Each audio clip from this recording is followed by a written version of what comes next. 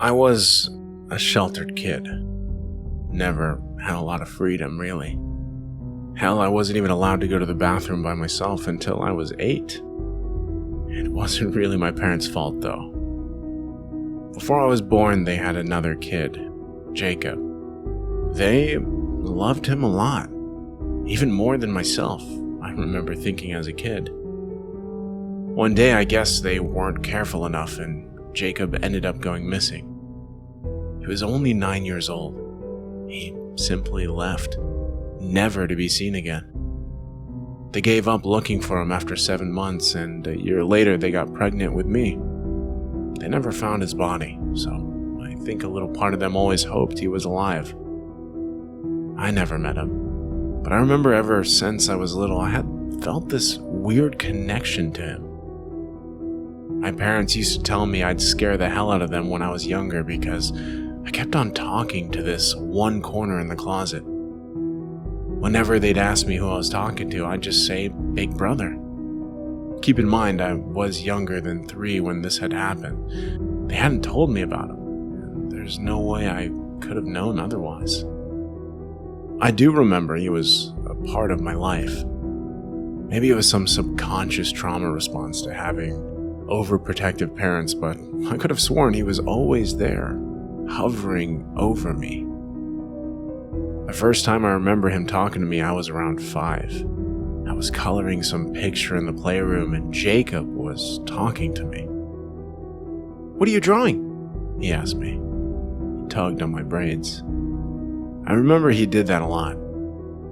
"It's a forest with fairies and a rainbow and a baby deer," I said proudly, holding it up to him. He scoffed. "That doesn't even look like a real forest. To draw nature, you gotta be in nature. Here, come with me." He took my wrist in his cold, icy hand and practically dragged me outside. He handed me a little shovel I used to help Mom in the garden.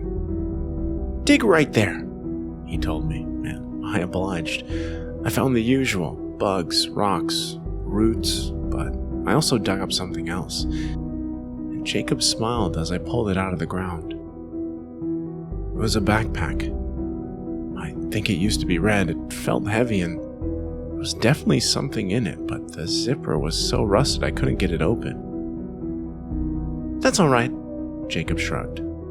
"We'll get it later." "Lily!" I heard my mother's panicked voice call. "Lily!" She saw me outside and Jacob quickly took the bag from me and pushed me away. "Oh my goodness, don't run off like that alone."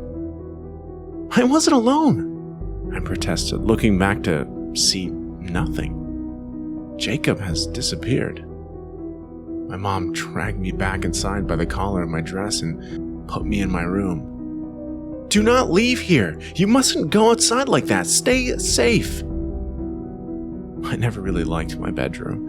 Something about it was just off, even to me as a little kid. I never felt entirely alone, and there was a certain amount of bad energy that I could just feel.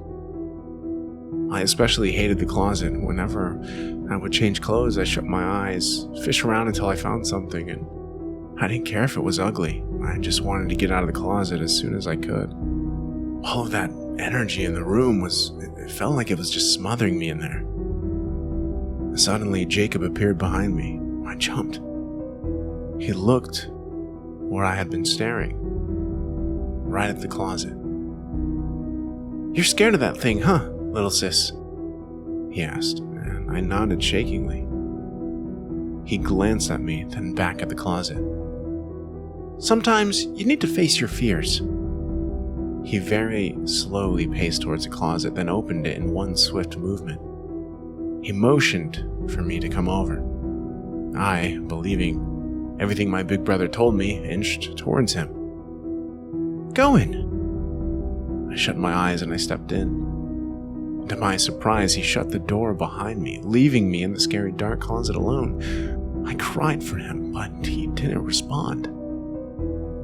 I curled into a little ball and I cried into my knees. The feeling of dread was overpowering me. I felt so alone. It was too quiet, not a good, peaceful quiet, the kind of quiet that you can feel in your bones. Like there was someone else in the closet with me, watching me. To comfort myself, I tapped on the closet walls. One section I had noticed sounded different than every other part of the wall, like it was hollow. I never liked the corner of the closet. It was the scariest part. Eventually, my mom called me down for dinner, and I worked up the courage to get up and open the door. Jacob wasn't there. Nobody was. That night, my parents told me not to speak about Jacob ever again. That stopped me for a while. I honestly don't remember a lot up until I was 8. I don't know if this was the first time I had spoken to him since the closet incident, but it's the most significant.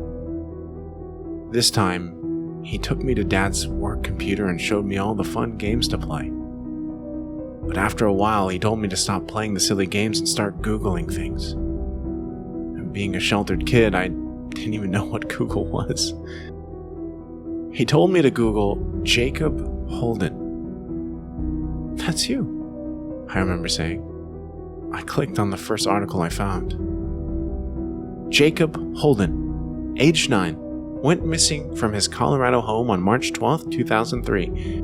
He leaves without a trace. The only thing missing from his room being his school backpack. Authorities have tried to reach out to his parents, Jennifer and Carl Holden, and to no avail. He was not seen leaving the house and was not seen by anybody after he left school. School backpack, I said.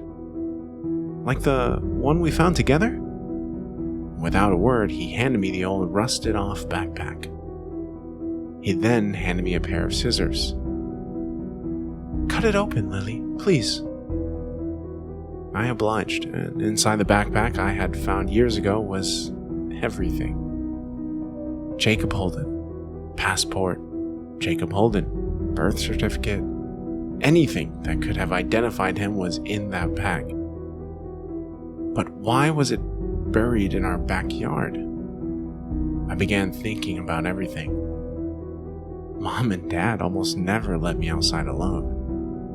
The backpack was buried outside with everything in it. Mom and Dad apparently never talked to the police, even though they had told me that they'd searched for months. And Jacob was never seen leaving the house. The hollow wall in my closet.